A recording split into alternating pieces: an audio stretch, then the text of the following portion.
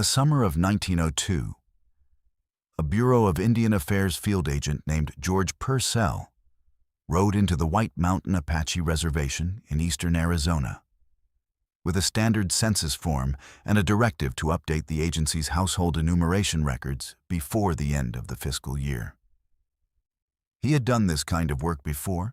He had been with the Bureau for 9 years and had completed census assignments on 4 reservations, and he expected this one to proceed in the same way the others had, which is to say, with a mixture of cooperation, wariness, and the specific kind of silence that federal officials had learned to interpret as compliance, and that was actually something else entirely. What he did not expect, on the 3rd day of his enumeration work near the settlement, the agency maps labeled as Cluster Springs, was to be taken aside by a headman named Nantaje and asked, in careful English, that Nantaje had been using with government men for 20 years, whether Purcell was the kind of man who wrote things down because he had been told to, or the kind who wrote things down because he wanted to know. Purcell wrote it down.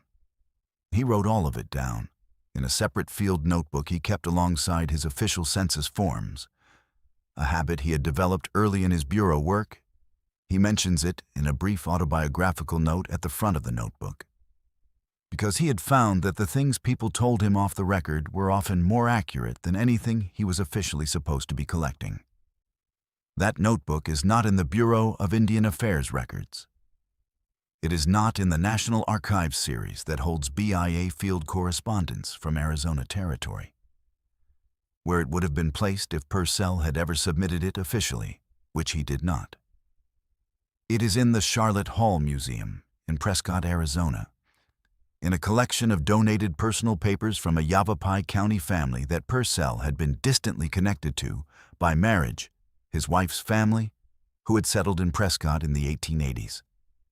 Donated in 1961 by a great-niece who described the contents in her donation letter as some old papers from a relative who worked for the government. The museum cataloged it. They gave it a collection number. They shelved it. It waited for 60 years. I found it because I was working through census variance records from the 1902 Arizona Territory enumeration, trying to understand the discrepancies between official household counts and the actual population estimates that BIA field agents had noted in their personal correspondence. And the finding aid for the Charlotte Hall collection used the word census in its description of Purcell's papers, which is accurate in the limited sense that Purcell was conducting a census when he wrote them, and profoundly misleading in every sense that matters. What Nantaje told Purcell over 4 evenings in the summer of 1902, and what Purcell recorded in his field notebook in the kind of close detail that suggests a man who understood he was writing down something that would not be told again, is the subject of what I want to tell you. But I want to tell you first who Nantaje was, because it changes the weight of what he said, and because I think Purcell understood this. His opening description of Nantaje in the notebook runs to more than 2 pages, which is more biographical context than he gives any other person he encountered in 9 years of Bureau fieldwork. Nantaje had been born, according to Purcell's notebook and the cross-reference available in the agency's own census rolls, around 1832, which made him approximately 70 years old in 1902, and which placed his birth 2 decades before the Apache Wars that had defined the relationship between his people and the American government for the rest of his life. He had been present, as a young man, at the council at which Cochise had spoken.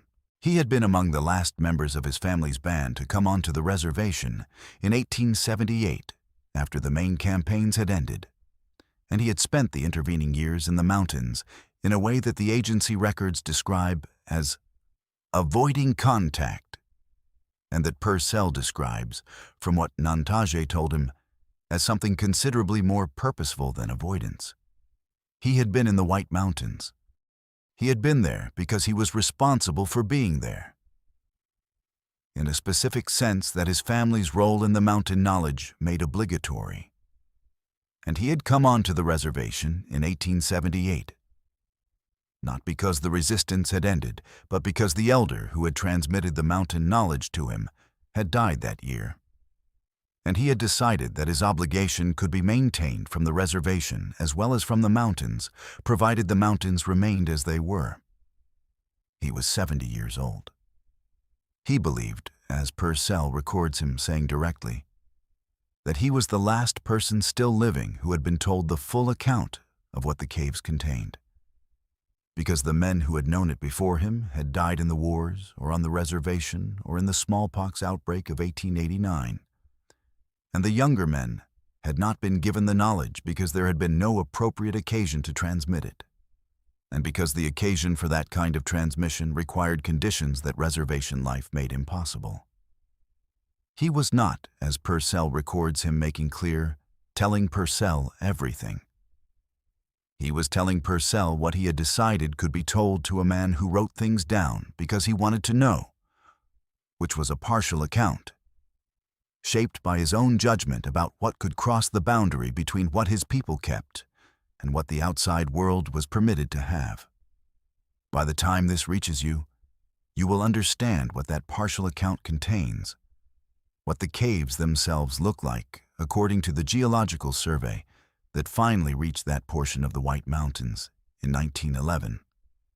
9 years after Purcell's visit, 1 year after Nantage died, and what the overlap between those two records suggests about what Nantage was describing and what he chose not to say.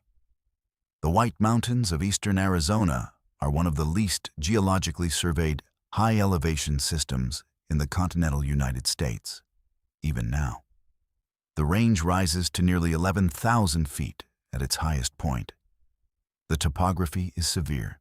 The winters close the upper elevations for 5 to 6 months of the year, and the reservation status of most of the range has limited the kind of systematic ground survey that lower elevation and non-tribal lands have received over the past century.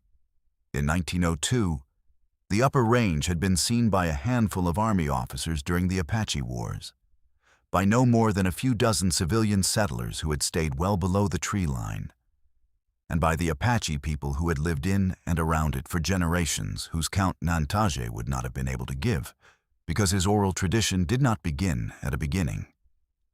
It began, as he told Purcell, in the middle, with knowledge that had already been old when the oldest story he knew was told. The caves Nantage described were in the upper range, above 8,000 feet, in a formation that he located for Purcell by reference to landmarks that Purcell recorded phonetically, and that the 1911 Geological Survey, conducted by a team from the United States Geological Survey under the direction of a surveyor named Elias Dodge, whose field notes are in the USGS archives in Reston, Virginia, would later independently identify as a limestone karst system of unusual extent, containing cavities of significant volume and depth, several communicating with one another through passages of varying dimension, the full extent of which was not traced in the time available for the survey. Dodge's notes are professional and unemotional, and describe a geological feature. They do not describe what is inside the feature, because Dodge did not go far enough inside to describe it, because the passages narrowed in ways that his survey team's equipment did not accommodate, and because, and this is a sentence from Dodge's field notes that I have read many times, and that I do not think is a throwaway observation, the atmospheric conditions within the upper passages were such as to discourage extended investigation. That sentence is doing a great deal of work without explaining itself. Atmospheric conditions within a cave system that discourage extended investigation. Dodge does not say what the conditions were. He does not say whether they were physical, chemical, olfactory, or something else. He says they discouraged extended investigation, and then the field notes move to the next formation on the survey route. This is the part I keep returning to, because Nantage, in Purcell's notebook, uses language about the caves that is not geological. He says, and I am working from Purcell's transcription, which was done from memory at the end of each evening, and which Purcell acknowledges may not preserve every nuance. That the caves were a place that had been occupied before his people came to the mountains.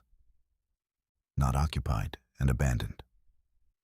Occupied, in a tense that Purcell struggled to render in English and described as implying a continuity rather than a past state.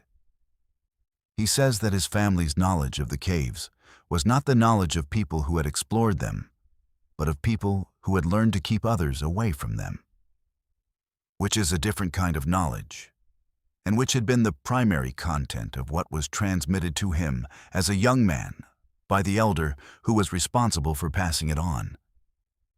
He says that the caves were not entered by his people, and had not been entered by his people for as long as the knowledge he held extended backward. The obligation his family carried was not to use the caves. It was to maintain the boundary. Consider what the 1911 survey found at the entrance to the cave system, because Dodge's notes are specific on this point, even when they are vague about what lies within. The entrance to the primary cavity, the one Dodge's team identified as the largest and most immediately accessible, set into a limestone cliff face at an elevation of approximately 8,400 feet, reachable by a natural route that Dodge describes as well-worn in a way inconsistent with casual use, was surrounded by what Dodge described as worked stone, by which he meant stone that had been shaped and positioned by human agency rather than deposited by geological process, arranged in a pattern he described as a deliberate perimeter rather than a random accumulation. He noted it without interpretation, in the way a professional surveyor in 1911 notes archaeological evidence that is outside his disciplinary mandate, and that he cannot responsibly analyze without committing more time than his survey schedule permits. He estimated the worked stone as of significant age, without specifying a method of estimation, which is the notation of a man who can see that something is old without being able to say how old. He noted that the positioning suggested an intention to mark or delimit rather than to close.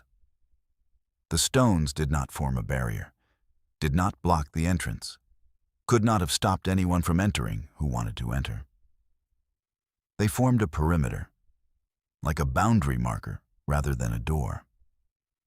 And he noted, in a sentence that I have returned to more times than any other in his field notes, that the worked stone was not Apache in its style, meaning it did not resemble the material culture of the Apache people whose reservation his survey team was operating on. He named no alternative attribution. He simply noted the discrepancy, described what he saw, and moved to the next observation. Nantage had told Purcell, 8 years before Dodge arrived, that the markers at the cave entrance had been in place when his people came to the mountains. That according to the knowledge he carried, they had been placed by people who preceded Apache presence in the White Mountains. And Apache presence in the White Mountains, as the best current archaeological evidence places it, extends back somewhere between 300 and 600 years, depending on which migration model and which evidence set you weight. The people who placed those stones were not named in Nantage's knowledge, were not attributed to any culture he could identify, and were referred to in the oral account he had been given only as the ones who made the agreement. The agreement, as Nantage explained it and as Purcell recorded it, was not made with his people. It was inherited by them from the people who had come before them in the mountains, who had apparently, at some point in a past Nantage could not date, arrived at an understanding with whoever or whatever the caves sheltered, an understanding that had been maintained by every subsequent occupant of the mountains, across cultures and across centuries, because the alternative to maintaining it had apparently been understood by whoever first negotiated it as worse than the obligation of maintaining it. I want to be precise about what I am and am not claiming here, because this is the kind of territory where precision matters more than anywhere, and because I think Purcell himself understood that. His notebook is careful in a way that reflects a man who knew the difference between what he had been told and what he believed, and who was trying to preserve the former without contaminating it with the latter. I am not telling you that there is something alive in those caves. I am not telling you that Nantaje's account should be understood as literal description, rather than as the transmission of a very old and very specific cultural obligation, whose origins neither Nantaje nor anyone he had learned from could date or verify. What I am telling you is that Nantaje believed something was there, that his belief was not individual, but inherited and maintained across generations of people who had direct knowledge of the mountain, and that Elias Dodge, in 1911, found atmospheric conditions that discouraged extended investigation and worked stone of pre-Apache age surrounding the entrance, and that those two observations, from two men who never met and who were working from entirely different frameworks, one oral and traditional, one empirical and professional, point at the same location and describe something that neither of them could fully characterize or fully explain. What Nantaje told Purcell about the nature of what was in the caves is the part that Purcell himself marks in his notebook, with the notation, N was not certain this should be written. He writes it anyway, because Nantaje had decided to tell him, and because Purcell understood that deciding to tell someone is an act that deserves to be honored by the act of actually recording what was said. Nantaje said that the caves were inhabited by something that was not animal and was not human in the sense that he or anyone he knew was human, not a spirit in the ceremonial sense, not the dead, not anything from the supernatural vocabulary that the outside world would have used to dismiss it. Something that had been there before his people, before the people who made the agreement, possibly before the mountains in their present form. Something that the agreement was designed to leave alone. He did not describe it further. He said that describing it further was the part he was keeping. And then he changed the subject. Nantaje had the tradition. Dodge had the instruments. Neither of them went inside. The caves are still there. The karst system Dodge mapped in 1911 is in the Fort Apache Indian Reservation, which has managed its own land access since the passage of the Fort Apache Timber Protection Act in 1960, and which has, to my knowledge, authorized no systematic archaeological or geological survey of the upper elevation cave systems since Dodge's incomplete 1911 pass. I have not been there. I have requested access through the White Mountain Apache Tribe's Cultural Resources Office, and was told, in a letter I received in the spring of 2022, that the sites in question are considered culturally sensitive, and that access for outside researchers is not currently being considered. That is a respectful answer. It is also a consistent one, because maintaining the boundary is exactly what Nantaje told Purcell his family had always done. He died in 1910. Purcell had stayed in contact with the Cluster Springs settlement through occasional correspondence with an agency teacher who knew Nantaje's family, and learned of the death in a letter that winter. He wrote a single additional entry in his field notebook at that point, on the last page, in a hand that Purcell himself marks as written some years after the rest. N died this autumn. I believe I have the last account of this in any language that will be read by people who did not already know it. I do not know what to do with that. He did nothing with it in the end. He kept the notebook. He went on conducting census work and field surveys for the Bureau until he retired in 1914. He died in 1929. The notebook went to his family. The family kept it without knowing exactly what it was, and his great-niece donated it to the Charlotte Hall Museum in 1961 in a box of old papers from a relative who worked for the government. The collection number is SP 1961-14. The notebook is in the third folder. What Nantaje decided to tell and what he decided not to tell is in there, in Purcell's handwriting, waiting for whoever comes to it next with the right question. If you know someone who thinks about what gets transmitted and what gets kept, what one person decides a stranger is allowed to know, and what goes with them when they go, share this with them.